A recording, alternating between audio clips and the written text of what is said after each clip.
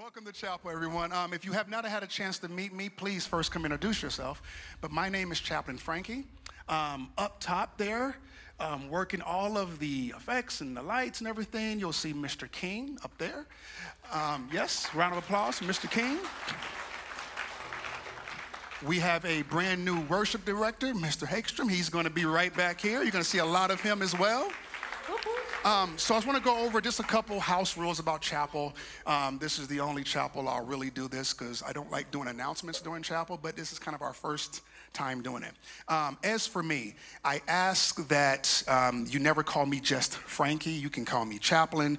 You can call me Chap. You can call me Pastor. You can call me Dr. Frankie. You can call me Doc. Most of you probably just call me Chap. That's fine. But please never just say, yo, Frankie. Because then I'll have to run you down in the hall and it's crazy. Now I'll pick you up and pray for you and it's just a really weird interaction. So please just always just have that respect for the name.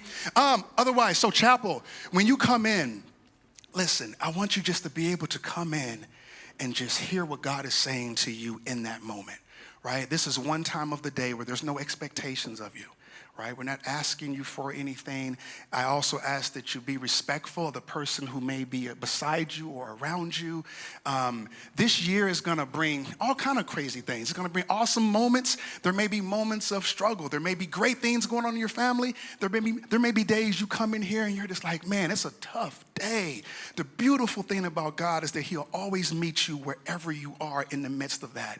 So when you come in, be ready to worship. Be ready just to enjoy that time. We'll have other speakers besides myself. Some of the faculty would be up here as well, either preaching to you or giving a devotion. And just give your full heart to what chapel gives. And I promise you, you will receive wonderful things out of your chapel year. So with that said, please stand with us. Let's get ready for some praise and worship.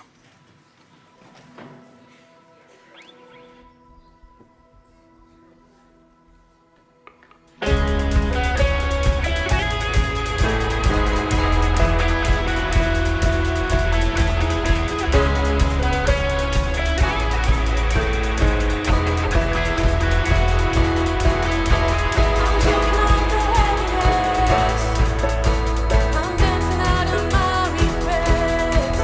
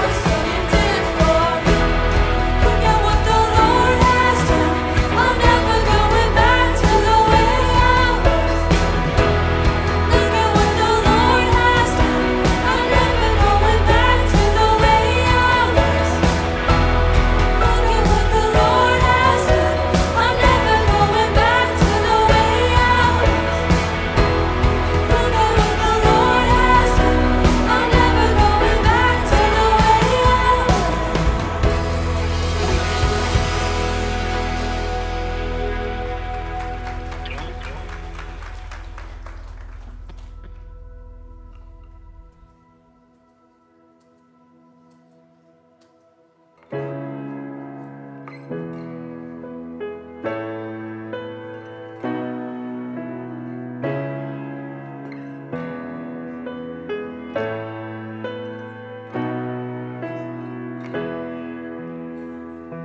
was my cross you bore, so I could live in the freedom you died for. And now my life is yours, and I will sing of your goodness forevermore.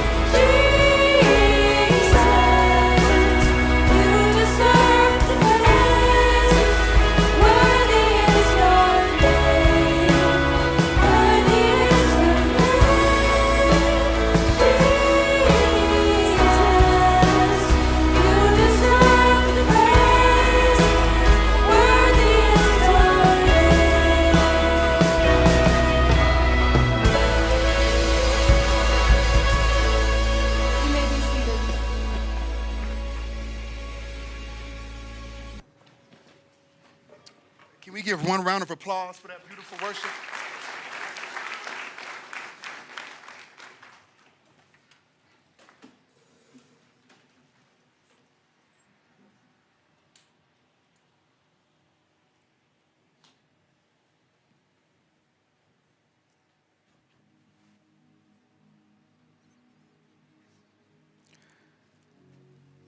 This cross, as we're using a spotlight and got a little smoke coming up for our visual effect, lights off. Doing this for purpose of, I want to draw your attention. Not on me, not on what's going on in your life right now, not on even the first week of school. But I want to draw your attention to what our focus should always be. Christ. Everything we do should always be based in our foundation of our faith. We are Denver Christian, are we not? 2 names. The first name is simply our location, but the second part of that name defines exactly who we are. The Bible says, seek ye first the kingdom of heaven, and all the other things that you're concerned about it be added unto you. Everything we do, we're supposed to be focusing on Christ. Whether it's your classwork, whether it's your sports team, maybe you're a club that you're a part of, maybe even being a sibling. If we see Christ in it first, then we'll find joy, then we'll find purpose in it. And this is his only requirement of us as we live life on earth, is to seek him. Love him and love our neighbors. That is it. Everything must come to him. Let me give you a parable. I want you to imagine that there is a great concert, but not just any concert. It's the greatest artist to ever live. Tickets sell out 30 seconds. People are online trying to scalp tickets for hundreds of thousands of dollars just to sit in the back row. You don't have a ticket. You didn't get yours soon enough, and you definitely can't afford one now. But something inside you says you should go. Makes no sense logically, but you go anyway. You listen to the voice. So you get in line and you're waiting. You finally get all the way up to the front, and the security says, ticket, please. And you kindly tell him, I don't have a ticket. And he kindly tells you, then you will not be getting into this concert. At that moment, the door flies open. The artist himself walks out. The artist. He looks at the security, he looks at you and points at you, and he says, they're with me. And it's at that moment that everything changes. You didn't get in because you had a ticket. You didn't get in because you definitely couldn't afford it. You couldn't even convince a security guard to let you in. You only got in because of who was with you. And then he does something even more amazing. Not only does he walk you in, he walks you to one of the back rooms, he sits you down, and the artist looks at you and says, now that you're in, I need you to do something for me.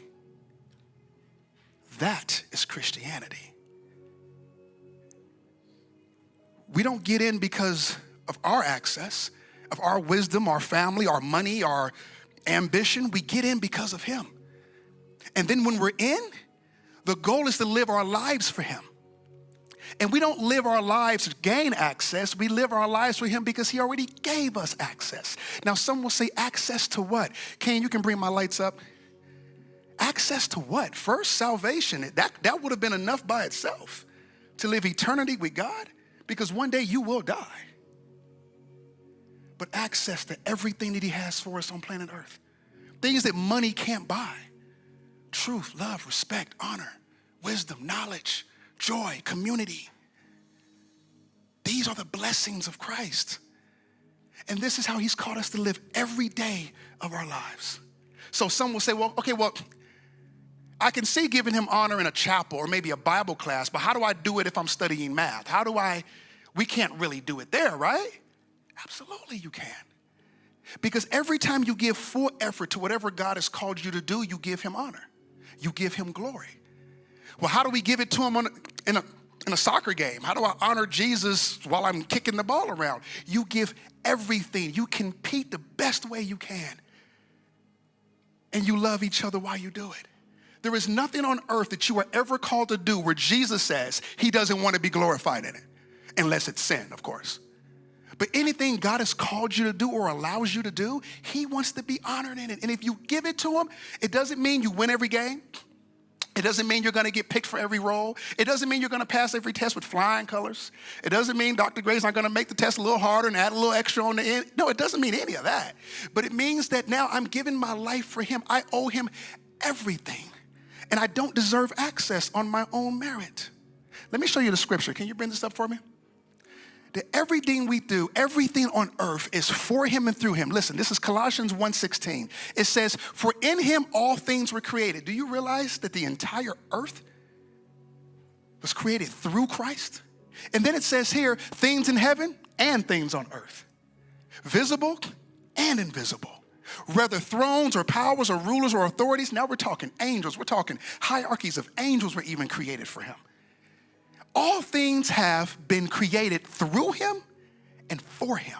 You are a created being by God. The Bible shows us that there's times where God even talks about who we were before we even knew who we were going to be. When we were yet in our mother's womb, God was already designing us. So you're here for a purpose. The goal of life now is to figure out what is that purpose. And if some people will say, well, I don't know my purpose on life. Your purpose on life is to tell people about Christ.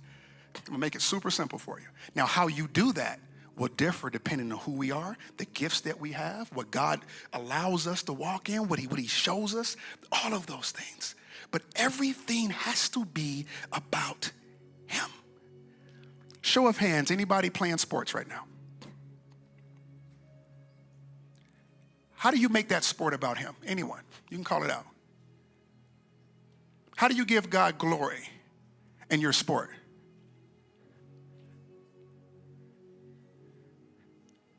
You don't know, or you don't have an answer? We got some coaches here. Anybody in a club right now?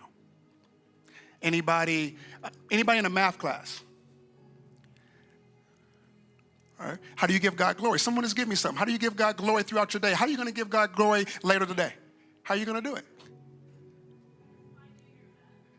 Doing your best. That's all he can ask from you. Anybody else? How do you give God glory in your family? Anybody have a sibling? Anybody have a sibling that gets on your last nerve? I mean, like sometimes it's, I just can't. How do you give God glory with that sibling? Oh, you say it louder. Wow. Do you know how often God has to be patient with you? Listen, Christianity, I always teach, it's not always easy, but it's simple, right? We love God. We love each other.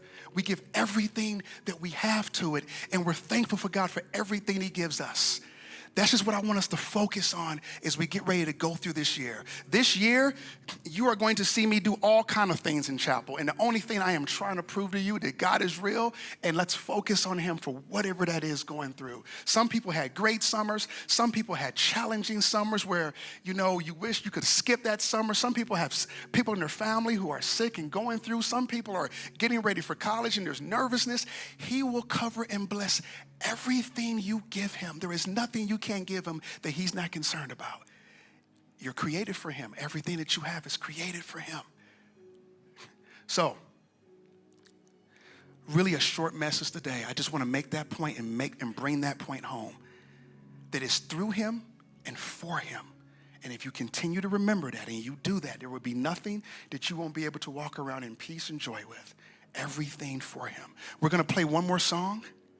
And what I want you to do during this song is I want you just to really sit, contemplate, think, pray, let the word speak to you, sing along if you want. And something else that I really want to bring up as we get ready to go out this year, and I think next chapel I'll talk about it a little bit more, is worship styles. Some of you go to churches where the worship is more stoic and you're just sitting and you're listening and you're still, and that's beautiful and that's perfectly okay. Some of you go to churches that are more charismatic, and maybe your hands are out, or maybe, you know, you want to move around a little bit. And guess what? That's okay too. I want you to get comfortable understanding that we have over 100 churches represented at Denver Christian.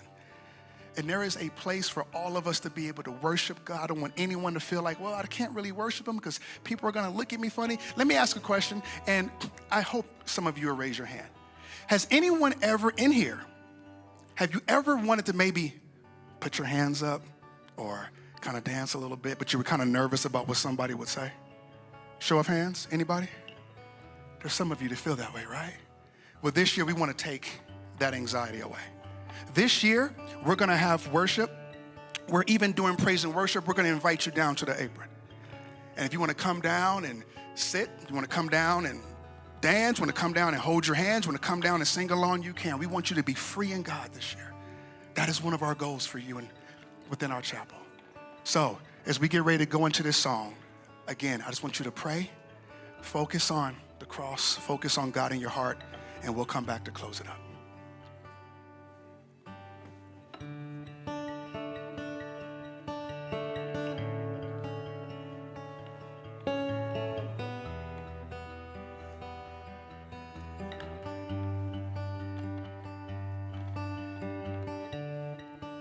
When the music fades and all is stripped away, and I simply come,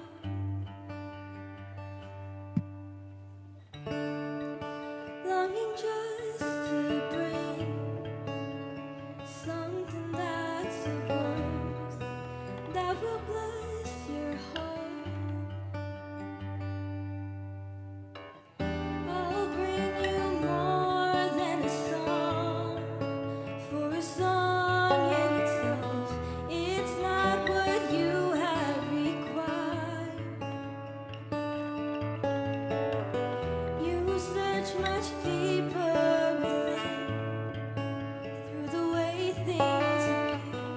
You're looking into my heart. I'm coming back to the heart of worship, and it's all about you. It's all about you, Jesus. I'm sorry, Lord, for the thing I've made it. When it's all about you, it's all about you, Jesus.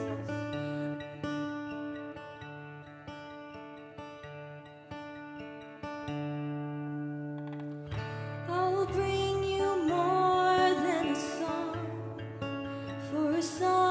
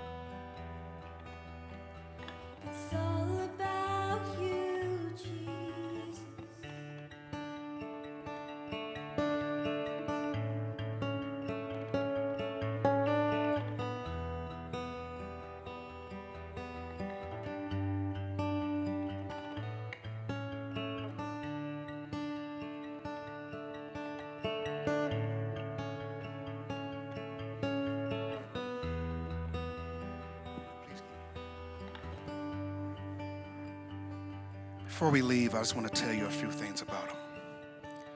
There's never been another person like Jesus of Nazareth. The Bible tells us so much about his coming. In the beginning, we walked with God. Man walked in the cool of the day with God, and we sinned against him. So we lost our position there because he gave us dunamis, dominion. It means the power of choice, free will. Free will is the most dangerous and beautiful gift God has ever given us, because with free will, we can choose to serve him. And with the free will he gave us, we can even choose not to serve him. But God had a plan. His plan was that one day he would send his son and he would walk amongst us, Emmanuel. He would be the Messiah, Yeshua HaMashiach. And he would come and he would dwell with his people. And for years, the Bible would teach us about him. And the Bible is a book that's not even, the Bible shouldn't even exist. It's actually impossible. 66 books, over 40 writers, over 3 different continents, and they're all speaking about the same person. And there's over 300 prophecies of what he would do for us, things that there's no way they would know. How would they know he would be born in Nazareth? How would they know he'd be pierced in his side? How would they know he'd be crucified when crucifixion wasn't even a form of capital punishment when they wrote it? How would they know? How would they know that his garments would be gambled and thrown lots for? And then one day, they talk about this guy showing up, but one day a guy shows up and he says, I'm him. God with us. And he fulfills over all 300 prophecies, every one of them. And then a lot of people still kind of doubted him, right? Because, hey, a lot of people do cool things and maybe we don't believe it because, again, free will. And then he does something that's never been done before. Even through all the miracles and giving sight to the blind and healing the lame and even bringing Lazarus back from the dead, bringing a girl back from the dead, but then he does something that we never saw. He died for us. And then he rose again. And people will say, well, it has to be fake. When he rises, he shows himself to hundreds of people that were willing to give their lives. And when the question came, why would you give your life for this? Why would you be willing to be martyred? I'm talking about horrible deaths. Why would you do that? And they all said the same thing.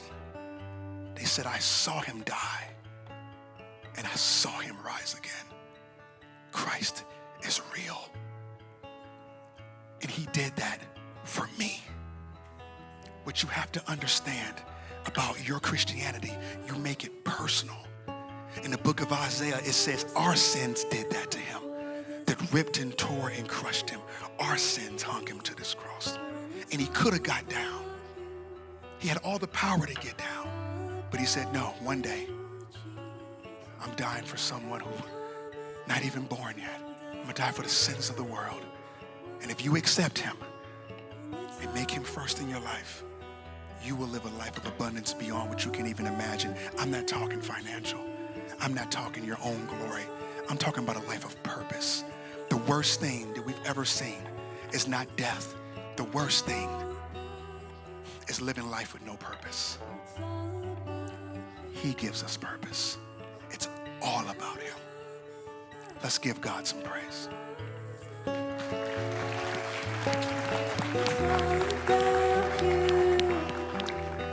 Please stand with me.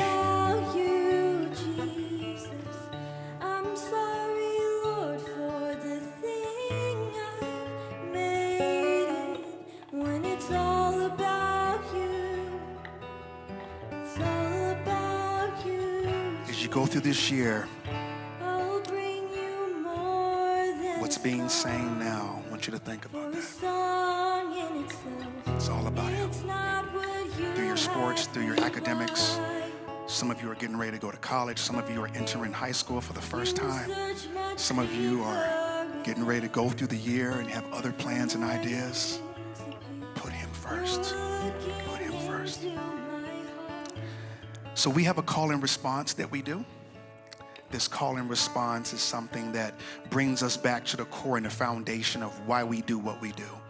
And it is the two greatest commandments that God told us that we should follow. A lot of people get caught up in whether you want to, go to the Old Testament and go into the civil or moral law of the 10 Commandments, or some people say, well, hey, let's go back to the laws of Deuteronomy and some of the other scriptures of Leviticus and all of those things. But Christ tells us if you do these two, you will fulfill all the others.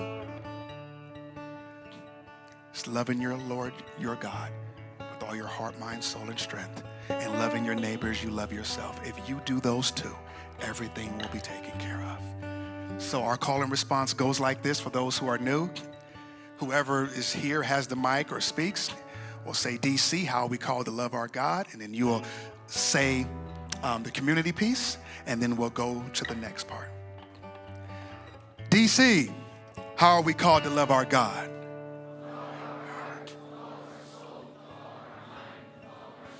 DC, how are we called to love our neighbors? There are no commandments greater than these. You are dismissed. A wonderful day.